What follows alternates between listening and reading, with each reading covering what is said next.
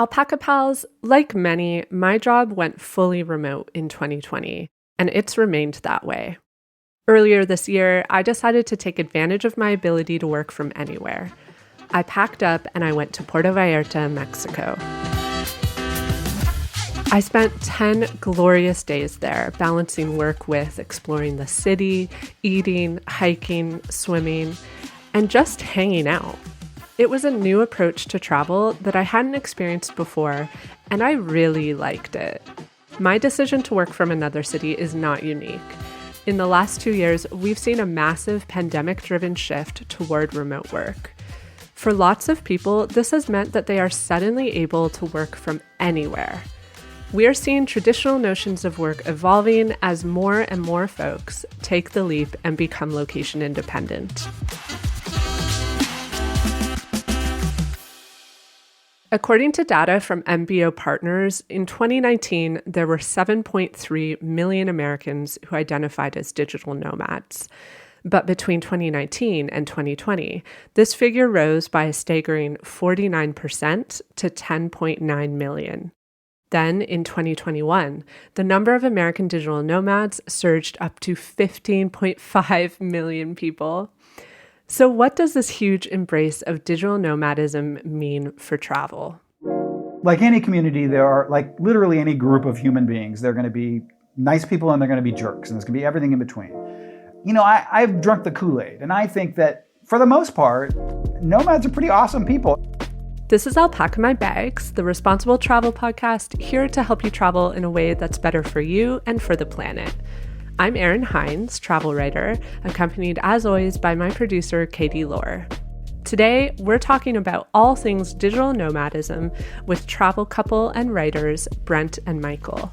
They've been digital nomads for several years and write the fantastic newsletter called Brent and Michael Are Going Places. But before we get into the show, make sure you're subscribed. Go and hit the follow button right now if you haven't already on Apple Podcasts, Spotify, or your favorite podcast app so you don't miss any of the episodes we have lined up this season. If you want to stay connected, you can also follow us on Instagram, TikTok, and Twitter at Alpaca My Bags Pod. And if you want to support us in an extra special way, you can become a part of the Alpaca Pal herd on Patreon. We also always love to hear from you, so you can DM or even email us anytime. All our contact info is in the show notes.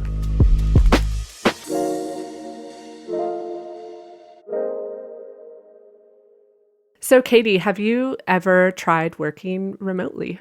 You know what? I actually seriously considered it after your trip to Puerto Vallarta. After you came back, I was like, man, Erin's trip was really nice. And I was thinking about doing a week-long trip to New York City. And I told you a little bit about it in the past, but I decided to actually cancel it because real talk, I'm in the midst of building a fence in my backyard and it's like thousands of dollars. So I was just like, and also I have to build it. So I have to be home for the summer to deal with this fence thing. But once things start to settle again, I'm actually seriously considering going to New York and working remotely from there because I also want to check out some of the theater scene. I want to check out the Gay Village. I want to check out Stonewall. There's a whole bunch of things in New York that I want to eat a lot of food and drink a lot of cocktails. So like I can just picture already how great of a week I would have just working from a little Airbnb or something during the day and then exploring all the New York City nightlife all by myself too is what I was kind of thinking, was doing it solo. Okay, it's funny that we're recording this now because we actually recorded this episode with Brent and Michael a couple months ago. And when we met with them, I hadn't actually gone to Puerto Vallarta yet. And it was in chatting with them that I was inspired to go because they told me how much they loved spending a few months in Puerto Vallarta. So they really inspired me and like kicked my butt into gear. And so I went. And I felt like it was a really different type of trip compared to what I normally do. I think, first of all, it was very slow. I don't know how else to put it. I never felt pressure to tick things off of my list because I went into the trip really thinking this is just about like getting to know my neighborhood while I casually work. I didn't treat it as a go, go, go kind of trip like I normally do. I mean, I always like to slow travel, but I also like to be busy. So when Luke and I travel, we'll usually like do a lot throughout the day.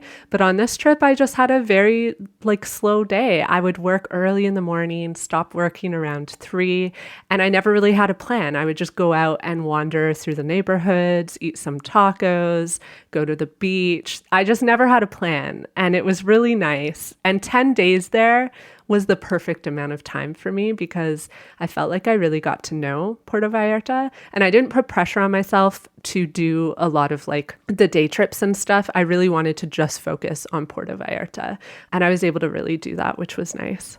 Yeah, honestly, like I kind of want to spend 10 days working remotely just so I can like go to the grocery store and see like all the cool different things that exist there. Like make some dinner at a little Airbnb and just kind of sit on a balcony and drink wine and observe the world. Like it's just a change of scenery that I think I would love more than anything rather than going to see all the things, go, go, go. I mean, if I was in New York, I would 1000% be tempted to go do all the things. And I think that was originally part of my plan, but it was all kind of revolving around like, what's close to me? What can I get to quickly after work? The idea of me just like, it's lunchtime. I need some food. I'm going to like pop by a bodega and get a sandwich and then come back and just like munch on it while I wrap up like rest of my editing. I love that idea. Am I romanticizing it too much? Like what? I love it. You're not, because that's really what it was like. I actually did that. Like every day on my lunch, I would walk to the nearby market and just shop for like veggies and produce, and I had my little routine there, which was nice. I could have done it for much longer. I could have been there for 3 months. The only reason I wasn't is because I have a partner and a cat at home that would not be happy about that. So we're slowly working towards potentially all 3 of us going and doing this. We just need to work on the job situation a bit. Overall, it was an amazing experience, and I hope to do it again sometime soon. That's the one thing I'm struggling with is like not feeling guilt doing it by myself. Because I would, I've never done solo travel by myself either. So I really want to get some solo travel in, but I feel so guilty leaving Mark and Joe at home. I feel so guilty. I know. Okay. Well, I do feel a bit guilty, but honestly, I've told this to people before. When we take trips apart, Luke is on a trip right now. Like he's up at a cottage in Muskoka. When we take these times apart, it strengthens our relationship because we come back to the relationship so fresh. We have so much to talk about. It reminds us how much we like spending time together because we have a little bit of space to miss each other. It adds excitement to our relationship. So actually, like every time one of us pitches that we go and do our own thing for a bit, like the other one is in full support. The thing is, I love that. I don't know that I could leave him for a full month. Little blips, like 10 days, 2 weeks, that I can do for sure. Okay, so I wanted to talk to you about something that we noticed while we were both traveling this summer, spring, whenever that was, about like our experiences on TikTok when we swapped out our SIM cards. So do you want to like kind of throw it out all on the table and like what it is that I'm thinking here? Yeah, I'll lay the groundwork first because I think an important thing to know is that TikTok shows content to people based on your SIM card that's in your phone. So when I'm in Toronto and I have my Canadian SIM card in my phone, the algorithm pushes my content primarily to people that are nearby. So in Toronto and across Ontario, it will push content out like further to other countries even sometimes, but usually it'll do some testing and see where it's picking up and then focus on that area. So what I've noticed is when you switch your SIM card, so for example, the first time I noticed this was when I was in Portugal last fall. I put in a Portuguese SIM card and suddenly my TikToks were going out to people local to Portugal, like anyone who is in Portugal. And I also noticed like the content that was served to me was all Portuguese. And it was kind of fun because I would watch these TikToks and not understand them. And I would send them to my friend who speaks Portuguese. And I'd be like, can you translate this for me so I can understand this joke? So this is important to know because when I went to Mexico, I noticed something different when I switched my SIM card. So throughout Portugal, I posted a couple TikToks about my trip, and I noticed overwhelmingly so much support coming from local people. I got a lot of comments from people sharing tips or just saying, "Welcome to my city." It felt very supportive. When I went to Puerto Vallarta, I posted a couple times, and one of my TikToks actually drew a lot of negative attention. I made a joke about how whenever I travel somewhere, I do dream about moving there. Now, it was a joke, like that's how I intended it, but of course, like intentions don't always have the same impact that you expect. And local people that watched it took it very literally and were commenting to me, "Don't move here, don't come here, we don't want you, we're tired of digital nomads coming here and like taking our property, filling up the city." And after that, like I actually apologized like one by one to everyone and explained like this was actually a joke. I have no intention of moving to Puerto Vallarta. But I talked with other bloggers that I met while I was in Puerto Vallarta, and they told me the same thing, that they were feeling a bit of hostility whenever they posted. And so this got me thinking about how, first of all, this is something that differentiates TikTok from Instagram in terms of the algorithm. You normally don't get exposure to like local communities when you're posting. It's mostly going towards like your already developed community on Instagram. So with TikTok, you're getting exposure to people that you normally wouldn't. And I think it can provide like an interesting picture into how people are feeling about tourists, but also about digital nomads and or expats and immigrants. It gives you this pulse that Instagram doesn't. I noticed this and I thought it was really interesting. So in the future, we might dig into this a little more deeply on the podcast. Yeah, there's a lot to explore here around like TikTok's just ability to tap into these local communities. It's really interesting because when I was in Portugal, one of the videos that came across my screen was a Portuguese man talking about the impact of people moving to Portugal because it's so cheap from other places, and how it was the same messaging. He just wasn't stoked about it and wanted people to reconsider. One fun thing that did happen, one of the natural pools that we went to go swim at on Madeira Island, it was one of the ones that weren't as popular. There's 3 major ones on the island. So we went there and we had a great time, and I posted a video, kind of like a little recap video to TikTok.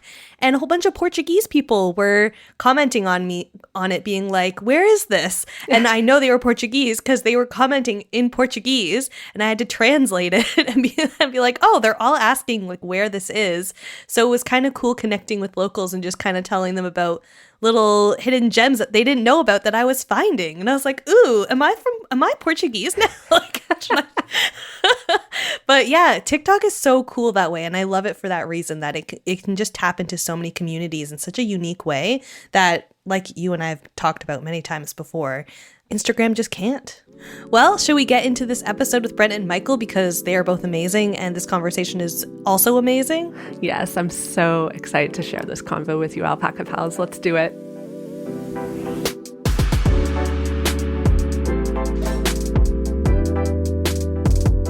Every now and again, we like to recommend a podcast that we're excited to listen to. Vanishing Postcards is back. Hosted by Texas native Evan Stern, its latest season invites listeners to ride shotgun as he motors west, cross-country on Route 66. From a dance in Tulsa to an Amarillo eating contest and a morning on the Santa Monica Pier, Vanishing Postcards explores how the past, present, and future of this most iconic of roads is revealed through the stories of people and places found driving it today. Perfect for when you need a breather, but don't have the luxury of hitting the open road yourself, you can join this trip by following Vanishing Postcards wherever you get your podcasts. And tell Evan we say hi.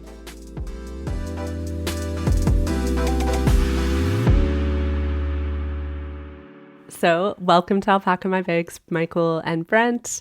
I mentioned in the intro that you both are digital nomads. And so obviously I want to start by asking, where in the world are you now? And I'd also like to know what your favorite thing about wherever you are is so far. Well, first I want to tell you how excited we are to be here. I've been listening to you guys for 2 seasons now, and you're absolutely one of my favorite podcasts, and you always leave me with a big smile on my face. So just really thank you for having us. We're currently in Sitges, Spain, after spending a quick 3 weeks in the United States. And my favorite thing here is probably the sound of the ocean. We were in Croatia for 3 months, and the Adriatic is absolutely beautiful, but it's really mostly calm and you don't hear a lot of surf. So I've loved going for walks and hearing the crashing waves. Oh, yeah. There's nothing like that sound. I love it too. So I know you've both been digital nomads for quite some time now. Could you share with us the story of how you became digital nomads? I'm curious about how the idea to become nomads came up, and then how you took that from being an idea to real life. Also, just like your feelings about it. Was it scary? Was it something you debated a lot? Or was it like an absolute, yes, let's just do it? Give us the details.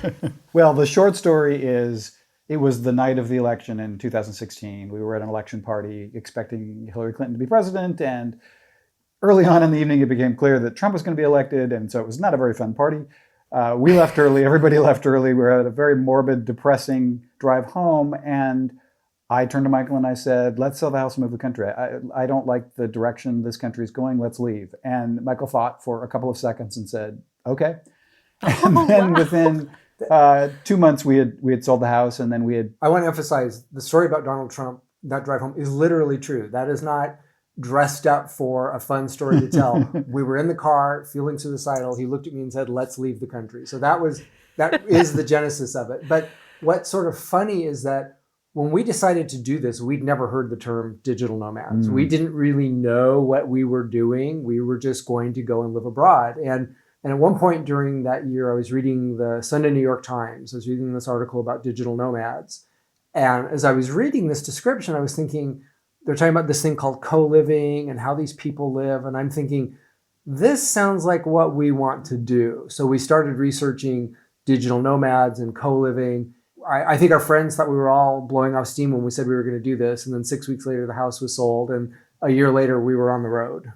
First, I just have to say the Donald Trump story is funny to me because I think that everyone knows where they were the minute that Donald Trump was elected. I was on a flight to Vietnam, and I remember landing, and the first thing I did was like check my phone and just was like, oh. It was like a 15-hour flight, right? So when I got on the plane, I still had hope. But when I got off, it was like all hope crushed. It was just so surreal, the whole thing. Yeah, it really was. So your writers, you knew that you could continue earning income in the way you did at home as you traveled, as you went into this lifestyle. Yeah, that's what's sort of interesting. That it's sort of like Dorothy Gale in The Wizard of Oz. We always had the power, and we didn't really know it. We could have done this at any time, and I think that's why we talked about it, because we have maximum flexibility. Why are we choosing to live in one of the most expensive cities on earth, Seattle? But yes, I'm a screenwriter and a novelist, and Michael is also a novelist. And now we do a newsletter about our travels called Brent and Michael Are Going Places. It's a little complicated. I mean, we did have friends and family, and Brent's dad, is a widower, and we spent a lot of time with him. So there were things that were keeping us there until this moment in time where we decided, okay, now it's time to get a move on. But yeah, the career-wise, we knew that we were very fortunate that we could go anywhere we wanted in the world. And, maybe sometimes we'd have to get up really early or stay up really late to take a phone call. But for the most part, we could do what we do wherever we're at. We're particularly well suited to do this, I think, because a lot of our friends have to be in touch with an office constantly. We don't have to do that. We can check in once a week if we want. So, yeah. So I will tell you, I had one little blip as a digital nomad. Not really, because it was just a week, but I spent a week on the East Coast working. And I have to say, it wasn't as glamorous as I expected it would be because I ran into a lot of problems. I was on PEI. There isn't great Wi-Fi everywhere on the island. If a hotel or an Airbnb says they have Wi-Fi, the question is, how good is that Wi-Fi? And I hadn't done it before, so I didn't know to ask that. And sure enough, it's 9 a.m. I'm trying to log on for a call, and the Wi-Fi cannot hold the call. And so I actually found it quite stressful. It was a good learning experience. Now I know that you have to really check for those things.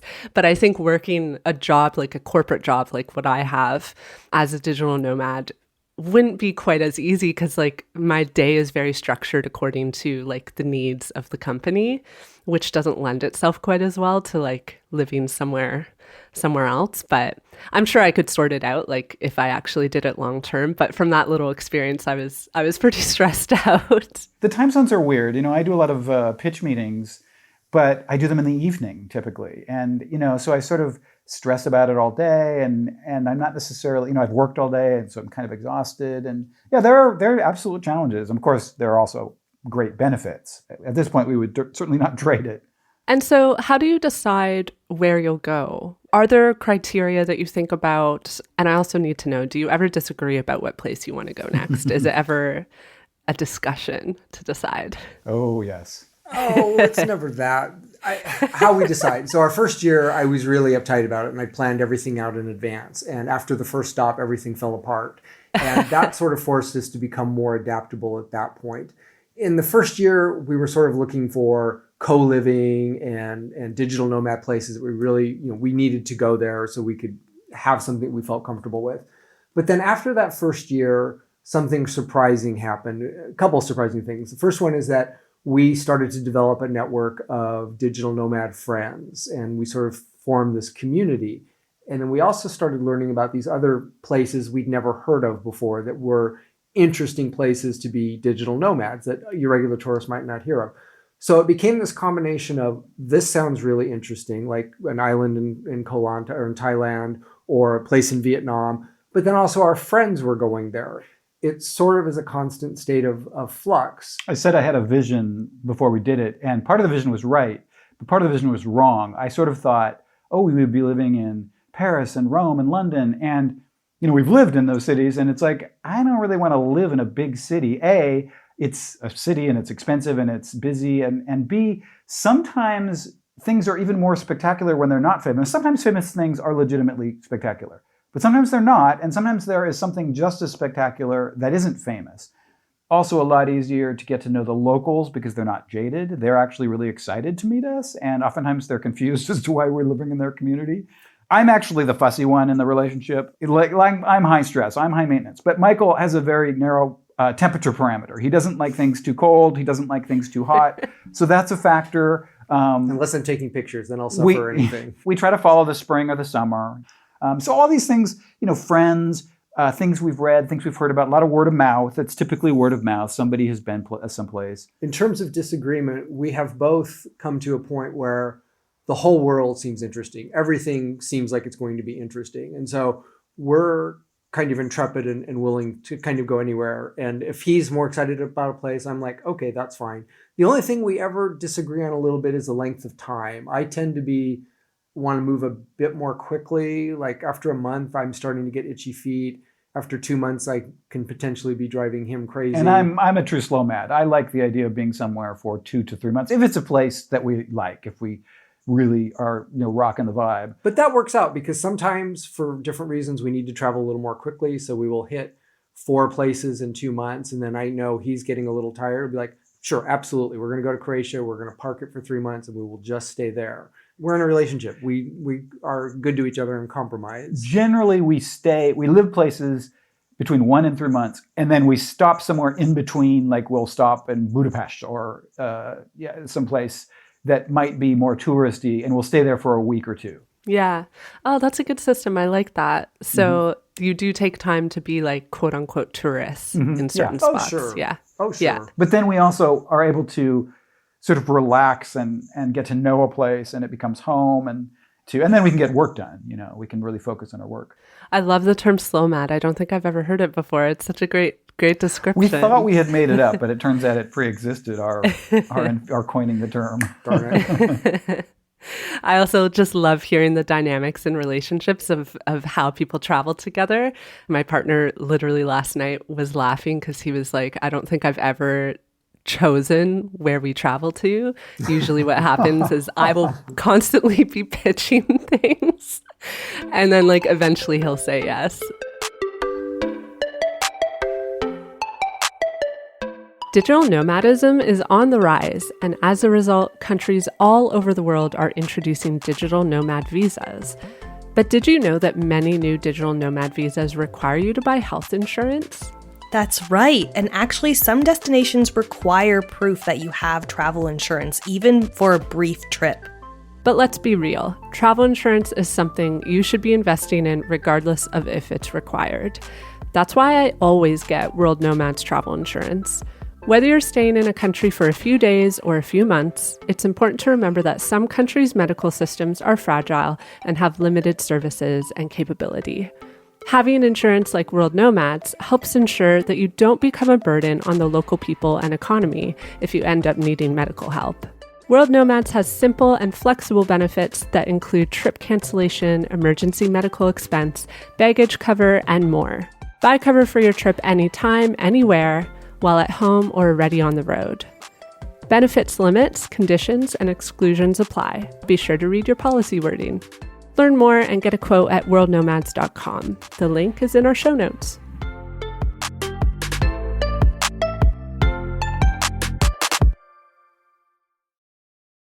So I'd love to demystify who digital nomads are and what they do, because I see, and I'm sure you've seen it too, this very repetitive image of digital nomads on social media. I think we've seen it increasingly throughout the pandemic, as well as more people realize that the lifestyle is accessible to them. So I'd say like the sort of stereotype that I see is usually young women or a young couple living in their converted vehicle, selling ebooks, doing brand deals.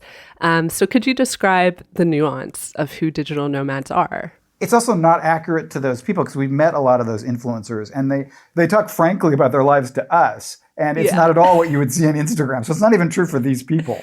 Yeah. Digital nomads are complicated people like everybody else. There's all kinds of different people, and digital nomads can change throughout their time as digital nomads. It depends on what part of the digital nomad elephant you're touching or the Instagram elephant you're touching, because you can certainly go on Instagram and find those people that you're talking about. But if you take some time and do some research, you can find people who are doing other things. There's a young Polish woman named Eva Zubek, who is one of the biggest Instagram travel influencers. And she is the opposite of what you're talking about. I mean, she's much more realistic about what her life is like. You know, she'll show herself in her van at 2 a.m. as the rain is pounding outside, or she got hit by a cow one time and she shared with that. So you can find that. You can Google digital nomads and responsible travel, all kinds of different things, and find people who are not selling ebooks and doing that sort of things. And frankly, most digital nomads, you're not going to see them publicly anyway because they're just living their lives. Instagram doesn't give us a realistic view of pretty much anything, including digital nomads. But I mean, it feels like we're in the midst of like a nomad backlash. The last couple of years, there's been this backlash against nomading. And it frustrates me because like any community, there are like literally any group of human beings, they're going to be nice people and they're going to be jerks. And there's going to be everything in between. I've drunk the Kool-Aid. And I think that for the most part, nomads are pretty awesome people. And I think it's for a lot of different reasons. I think travel attracts a certain kind of person who's sort of more open-minded and more willing to engage. And I also think travel changes a person. If you're doing it right, then you become a better person. And I'm kind of jazzed. I mean, the first year, it's like, we have yet to meet sort of an a-hole nomad. That's less true. I mean, we've met people, that we don't necessarily connect with right away or that rub us the wrong way after 5 years. But I think we're a really good group of people for the most part. I love nomads. We meet great people all the time. Well, and it's not the same, but just my experience like traveling in hostels long term. I've lived in hostels for up to 9 months at a time. The amount of times that I would come across someone that I didn't like, quote unquote, like or jive with, or it was very rare because we had that sort of common point of entry that we were both very interested in the world. And in general, I would say like the travel community, when you're traveling long term, you encounter people that are very like-minded and they're generally really good people. Yeah, and I mean, I feel like they've sort of rejected American consumerism oftentimes, living a more modest, simple lifestyle. I mean, there's definitely sort of the contingent that is doing it for the low cost of living or to evade taxes or whatever. They're entrepreneurs. That's their business. And I may not, mesh with those people. This is why I read all these nasty articles and I think boy, that isn't my experience at all. And part of me thinks it's just clickbait. Well, and I mean, we see these criticisms of travel in general as well. Like I've been personally been criticized for flying. Like people have said to me, why do you fly so much? You're flying several times a year. Like if you care about responsible tourism, why are you doing that? There's always a way to criticize like every single community. So I want to dig into some of the criticisms that are floating around on the internet about digital nomadism, and then maybe we can unpack them a little bit. One common criticism is that digital nomadism is reserved for the privileged, and that because digital nomads are often temporarily in a place, they don't have any stake in working toward positive change in the community that they're staying in. So, for example, they might not challenge gentrification like someone who lives in a place permanently or long-term might. Just anecdotally, I have seen digital nomads selling ebooks that use low cost of living as a selling point. For example, move to Costa Rica or Bali because you can work from there for cheap, and you'll have a really amazing lifestyle because you'll get to pay low rent and eat street food the whole time. I know from knowing both of you that this is not representative of the digital nomad community. All that said, I do think it's true that anyone who has the flexibility and base funds to become a digital nomad definitely does benefit from privilege of some sort. And there are a lot of ways that digital nomads have access to benefits in a community that locals might not have. So I've said a lot. What are your thoughts? The first thing that popped into my mind is, in terms of the privilege, we've thought and talked a lot about privilege. And the fact of the matter is, as two white North American cisgender males, we have a lot of privilege. We write about that, we're aware of it, but that privilege is going to exist no matter where we are. So the question for us becomes, is our privilege, because I'm unfortunately I'm not, Mother Teresa. I'm not going to go out and give away all of the money I've worked for and be that wonderful of a person. So is my privilege better off my staying in Seattle, living in my house in Seattle, spending my money in Seattle, or am I better off going to a country like Bulgaria, which has lost 2 million people since the end of the Cold War and is economically struggling? Am I better off going there? And yes, benefiting because I'm able to afford a nice apartment that costs me considerably less. But by the same token, I am injecting money into the Bulgarian economy. So that's the privilege part of how I feel about that. You want to talk about what we have access to? Yeah, I mean, I find this argument really sort of infuriating because it's so at odds with my personal experience and the experience of almost every nomad I've ever met. If you breeze into town and don't engage or even observe the community, I guess you can be individualistic. But I seriously am perplexed by how anybody could do this, how anybody could live in Mexico City or live in Bali or live in Thailand or live in Vietnam and not absorb what the local culture is and be impacted by the disparity between the two lifestyles, the Western lifestyle and the lifestyle in the country.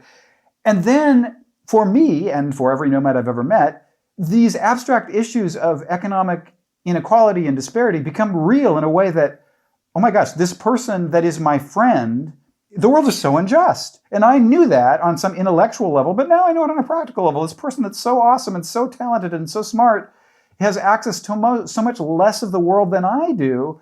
I don't know how that can't change you and make you more open-hearted. And then we started traveling, we were vaccinated, it looked like COVID was waning last year, and we decided to begin traveling again. And we were very thoughtful about it. We were going to be masked, and we got a lot of criticism from people. How dare you travel? This is so irresponsible. It was interesting. We ended up in Istanbul, and we got to know this fellow in our apartment building who he'd been raised in extreme poverty that shocked me, hearing him tell his stories. He didn't go to school, and he lost everything with COVID. And he had eventually worked. He started selling dark glasses in the Grand Bazaar, and he worked his way up to owning a shop. And then he lost everything when COVID hit, because of course they don't have a social safety net in Turkey. And finally, tourism is starting again, and he's so grateful. And all these people that we're meeting, his friends that he's introduced, they're so grateful. And I'm thinking, well, it's really easy for privileged Westerners to say, well, don't travel. Stay at home. You're being irresponsible. And I'm hearing from these Turkish people,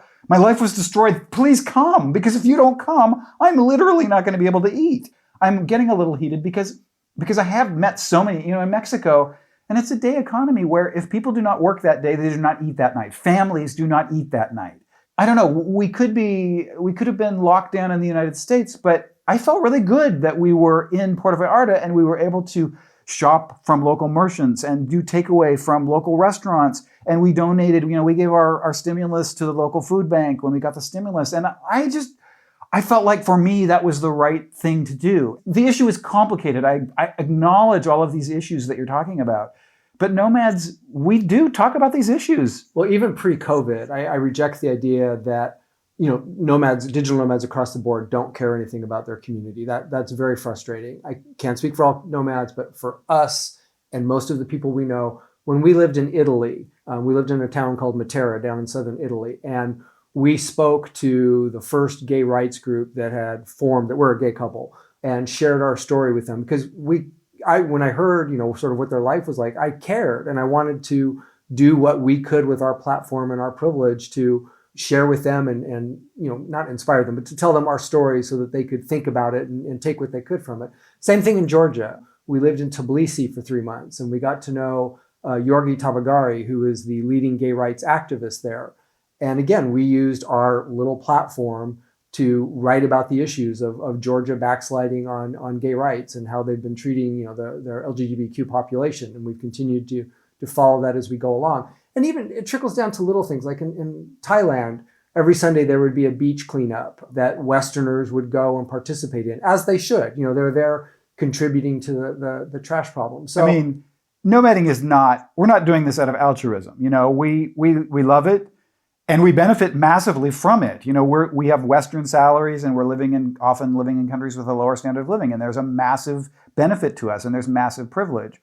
But at the same time, I do think, you have to weigh the different things that are going on. And I strongly believe that it is a net positive in the world. We make these connections. We start to see that borders are not real. Borders are artificial. And they're so unjust and they're so unfair and there's so much unfairness in the world. Well, I just think it's our responsibility to know things about the places we live and then in whatever little ways we can to do something about it. You make me think about something that I personally have struggled with at times. Obviously, I also was born into a lot of privilege and I've thought about I can't change the fact that I have privilege. That will never change in my life, but I can control how I use it. And I think that applies to this situation because you acknowledge that you have privilege in just even being able to access this lifestyle. But as you say, you're doing everything you can to make sure that you use it in the right way and give back to the communities that you're visiting and also are growing from it. I don't even know that you necessarily have to go and actively try and do positive things to be having a better impact. I just, having lived in Eastern Europe and seeing how many people have left the country and how many businesses are struggling. And in Bulgaria, there's empty apartment buildings sitting there. Even if all you do is go there and rent an apartment from a landlord who doesn't have a tenant, you have taken some of the wealth out of North America and brought it to Bulgaria. And that's a good thing. I absolutely think you should do more. But I firmly believe that is better. That trade-off is better than just staying at home and enjoying your Western life there. I mean, as Michael said, we talk about this a lot. And I do think, as more of the world, all of the world is exposed to Western modern media, they want a modern lifestyle. Everybody, understandably, they see our lifestyle and much of it is just objectively good. Modern medicine is objectively good. And, you can't fault people for wanting to participate in that. So one way or another, these countries are going to be developed. And you can't let the perfect be the enemy of the good. I don't want to be an apologist because I think there are a lot of problems with tourism and there's a lot of irresponsibility going on.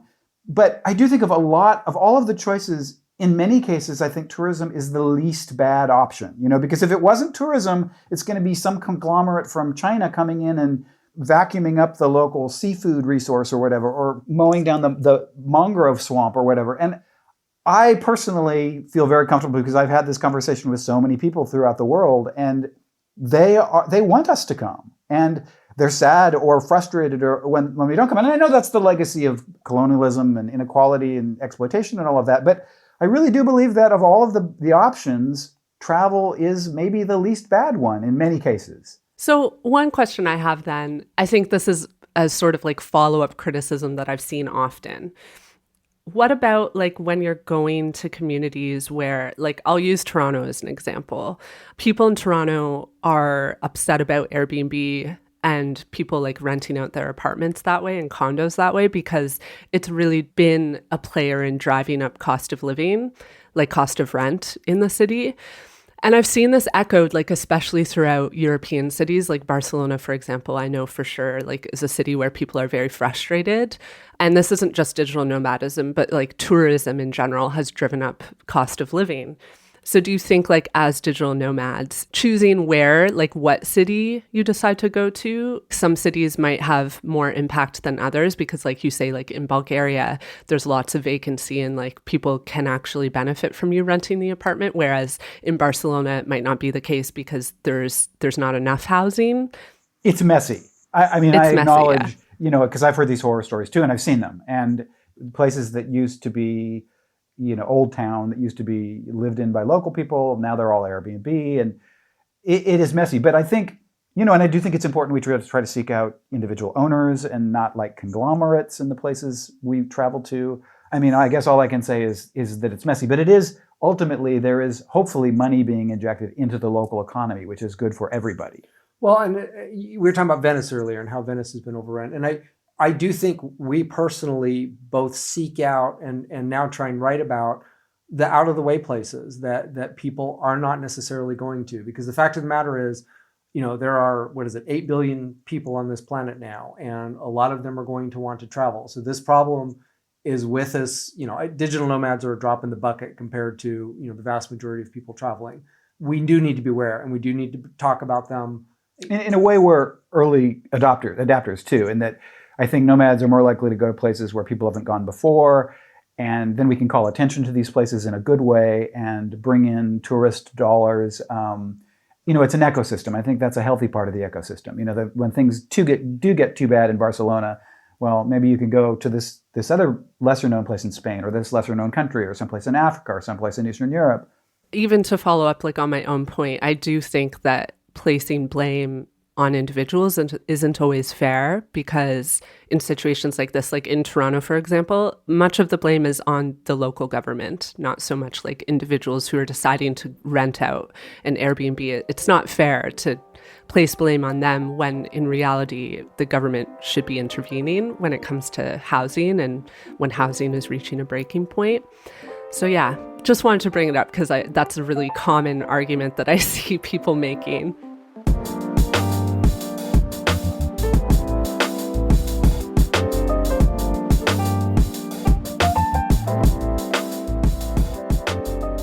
So we've talked plenty on Alpaca My Bags about how, you know, most travelers have privilege, but that doesn't mean that we can't find ways to do good when we're traveling or living as digital nomads. So you've talked a little bit about it so far, but I was hoping you could give some concrete ideas for how nomads can make sure that they're contributing positively to the communities that they're living in when they're abroad. Well, I think we all have lenses that we look at the world through. For us, we're a gay couple. So often when we go to a country, we're sort of thinking, first of all, safety issues. You know, for some of the places we go, it's like, I want to do my research and know how gay friendly is this country? Am I going to be safe here? What do I need to know? But then beyond that, I also want to know, I don't care just about how I'm being treated. It's how do they treat the local LGBTQ community? And if I do decide to go there, we decide to go there, like Turkey, it's like, okay, now that I'm here, because that is one of the lenses, it's not the only lens that I look at the world through, but it's one of the lenses. It's like, okay, let's do some research. Is there a local gay group here, LGBTQ group that I can get to know? If there is, what can I do to support them? Oh, in Istanbul, Pride is illegal. You can't have a group of gay people gathering to protest the government or to, you know, celebrate or talk about being gay. Well, I can go to Pride, even though they went ahead and had it illegally. I can go there and participate. And then as a writer, I can write about my experience there. So that is one of the things that we do. That's one of the ways we do it. And I think everybody who travels has their thing. You know, maybe you as a woman, you know, you look at a place and think, you know, how safe is it for a female solo traveler? Or, you know, what is sexism like in this country? You can be aware of that, and you can focus on that and help improve that. We're big proponents of co-living, which is the concept is, small personal space and big public space. And the idea is to build community. And there are a lot of co-living facilities where the idea is you join a community of nomads. And the best co-living facilities are integrated into the local community. There are people that work there, and they also sort of reach out to the local community. And that's been the most positive experience for us, that there are programs where we benefit from them and they benefit from us. And it's an exchange, it's a meeting of minds, exchanging ideas. And that's been really positive for us. I mean, that's literally for us, that's like the point of travel. I want to engage with the people. I love to see the sights, but more than anything, I want to see the culture. And so in the best of all possible worlds, it has been a real positive sort of meeting of minds, a connection. And we learn from them, they learn from us. Well, one of the beautiful things about being a slowmad is, and this goes back to Paris's article about not becoming part of the community or caring, is when you live in a place for 3 months and you are out shopping and buying your coffee and doing all the different things, you can't help but meet local people and sort of get involved and know them a little bit. In Istanbul, we live next door to this bakery called Asmali Bakery. If you're ever in Istanbul, look up Asmali Bakery and go there. And I got to know Rasul, the man who ran it, and learned how they barely survived COVID. And he sat me down one day and we had tea together. He didn't speak English. I didn't speak Turkish. We used Google Translate to have this conversation. And I met his kids, and I worked with a local friend to try and get a tutor so his son could, learn to speak English better. The fact that when you're a digital nomad, you're spending longer in a place like that is conducive to building genuine relationships with local people in a way that you just cannot if you're in a city for like 4 days. You just brought back a memory to being in Cuba. I spent a couple of days in Trinidad, and I met this guy there, in the street, literally. My friend and I were just walking down the street, and we stopped into this guy's bar and we had a drink there, and he didn't speak any English and we spoke horrible Spanish. We could barely communicate with this guy, but somehow we spent the whole night there, and he said, "Come to my house tomorrow morning for breakfast." And we went, and he showed us his home. He cooked for us. And then he took us on a hike, and we went to this waterfall, and we spent a full 2 days with him. And we could not communicate with him barely at all, but it's still one of the fondest memories I have of being in Cuba. And I just felt a warmth hanging out with this guy that, was really special. It was a really special experience. Yeah. That's the thing that has surprised me most about our travels, that I guess I don't know what I expected, but people have turned out to be so warm and open and generous, especially, at least if you get outside the tourist areas.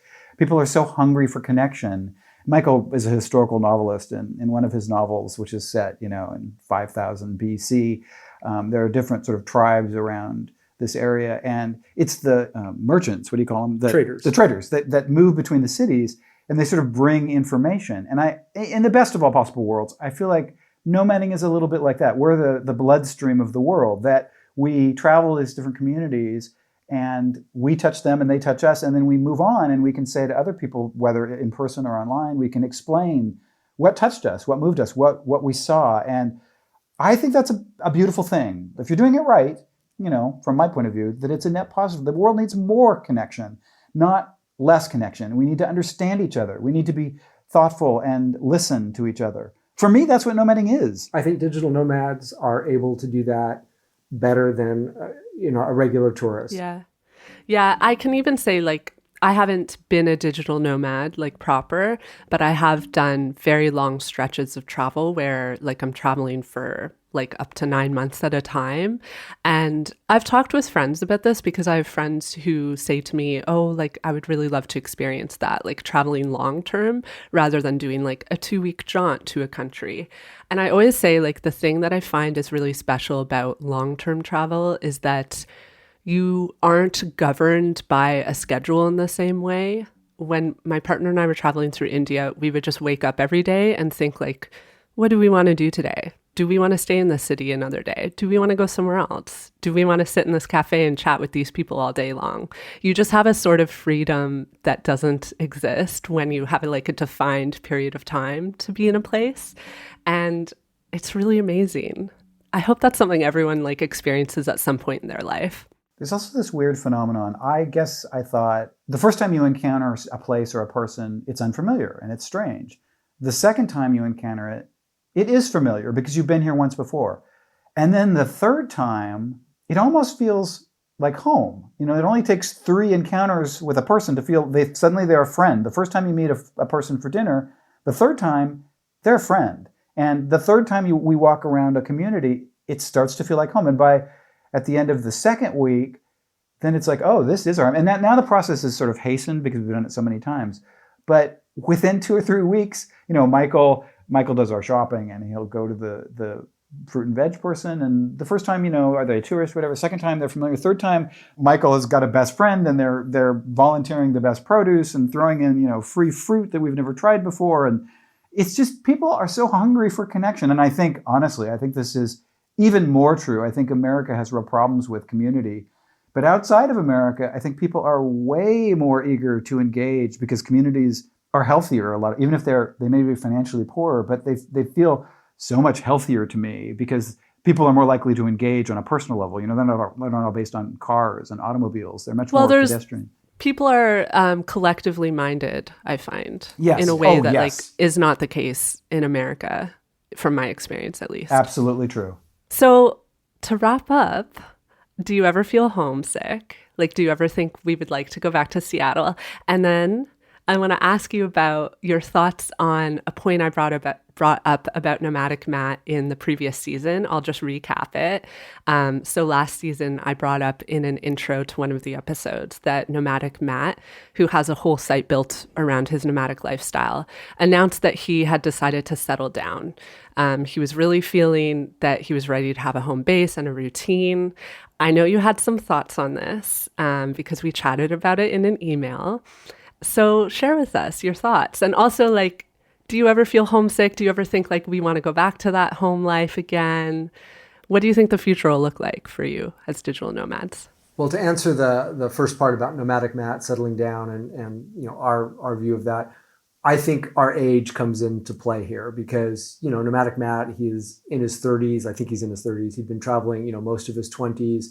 We have friends who we met when they were in their 20s and now they're coming into their 30s. And you go through different stages in life, and what you haven't had for a long time, you want. So I totally understand how Nomadic Matt has probably reached a point where he's like, oh, I want some stability and, I want to have a house and I want to do those things. Well, for me, I had 30 years of stability in Seattle. I've had all the stability I want for the foreseeable future. I want to be able to go and have the world be changeable and seeing all these different things and having all of these different experiences. And I think that's a function of the fact that I got to do that other part of my life already. And a lot of people want to settle down and meet somebody. I've got my husband and been together for a long time. So that's how I feel about this issue, is that I'm happy where I'm at now, probably because I've done those things. People ask us, when are you guys going to stop? And frequently I will say, death. That's when I'm going to stop. I have a home. I know it sounds silly. It sounds frustrating, but I'm not kidding when I say, within a week, we feel at home in places. And it really does feel like our home. And now our home is wherever we're together and wherever we're with friends. And we have so many great friends all around the world, both local people and nomad people, that is our home and that is our community. That is our community. It feels very real to me. Frankly, it feels much more real than our, quote, home and our community back when we lived in Seattle. It feels much healthier and much more grounded. I know I said this a lot. I feel more rooted and grounded now than I did when we lived in Seattle, because living in America, it's so easy to feel disconnected and overwhelmed and stressed and all of that. Everybody's so busy. Yeah, everybody's so busy. And that said, we do have a lot of lovely friends and family back in Seattle. And we were just visiting last week, 2 weeks ago. And on one hand, being away for much of the year makes us appreciate those friends. The friendships that have lasted are really the core friendships. And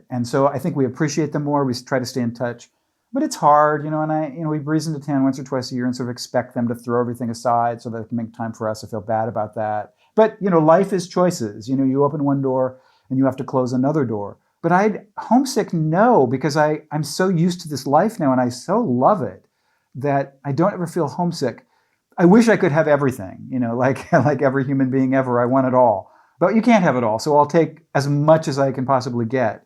And not to end on a depressing note, but It's been hard to be homesick for America over the past 5 years. I mean, given everything that's gone on in the country and how divisive it's felt. And frankly, every time we go back, the aspects that we don't like, the commercialism and the living in a car, everywhere you have to go in a car, that makes it hard to be homesick. You get back there and you experience that, and all you can think is, I want to get back to my real life. I want to get back to where I don't have to deal with these things. And I think our values just fit in with much of the rest of the world better than they did in America. So it's hard to be homesick for that. I don't think we have any, I don't want to say we're like these great wise gurus. I don't want to, like, we're not like invoking all these wisdom, but I do think we can return home and we have a perspective, and we can say to our people in America, wow, life here is really fast paced and really materialistic. And we find that, personally, I find that off-putting, and they can like hear that, and maybe that changes them a little, because a lot of people have looked at our life and said, oh, I'd really like to do that. And that feels like a net positive, that maybe people are questioning some of that consumerism, that American consumerism. And that can be a function we can play. And it's not unusual what you're saying. I have met so many Americans that mirror what you're saying, that feel the same way about America, especially like when I traveled through Asia right after Trump was elected. Like, so many Americans said to me that they felt like they couldn't feel connected to America in the same way anymore because it went against like their value system. And so I don't think it's unusual that you feel that way. And I've felt that way too, even about like my own communities here in Canada. When I travel, sometimes I sometimes feel like I fit in better in outside communities than I do at home. And I think like that's something that everyone probably experiences when they travel. Well, Brent has this wonderful metaphor that he's written about digital nomads being the island of misfit toys. People who leave their country, long-term and settle in other places, often partly left because they didn't fit in. And so they go abroad and they meet other people that are like them. And all of a sudden they have this community of other misfit toys that all like, oh yeah, I didn't like that about America either. I didn't know other people felt that way. Boom, we're now friends. Yeah, but at the same time, leaving your country and seeing your country with the perspective of an outsider, you definitely see the things you don't like. But I've also seen things that I do like, and there are things about America, the willingness to sort of question everything. Everything is up for question in America, and the innovation and the optimism. And there is a good part of America. Leaving America sort of in disgust sort of forced me to sort of reassess the whole country. And it hasn't all been, I think America has real problems, but there are things that I really like about America. And I think America can play a really important role in the world. It needs to find that, it needs to rediscover that sense of openness and beauty again. We're sort of people without a country, I guess. We don't really fit in the countries where we live. We would never presume to think, we're Spanish now. But we're also not American. I don't really feel like an American anymore. And so we're citizens of the world, but that sounds a little trite. There is a sense of... We're nomads. Yeah, we're nomads. Well, Brent and Michael, thank you so much. It's been so lovely to chat with you. And I feel so at home chatting with you too, because we've discussed things online like now for, I think, like the past year or so. It's been such a pleasure to like actually see you and talk with you in person. So thank you for coming on the show. Thank you for having us. We love your sort of thoughtful vibe. Your questions are awesome. Thank you. So Michael and I publish a newsletter on Substack called Brent and Michael Are Going Places, which describes our life as nomads and also gives sort of travel tips and our perspectives, the things that we are talking about today. We write articles about that. And it has lots of pictures, since I love taking pictures of where we travel. And we're also on social media. We're on Twitter and Facebook and Instagram. But mostly, if you want most access, it's probably best to subscribe to us via the newsletter. Brent and Michael Are Going Places. And most of the newsletter is free, so you get most of what we have to say for no charge whatsoever.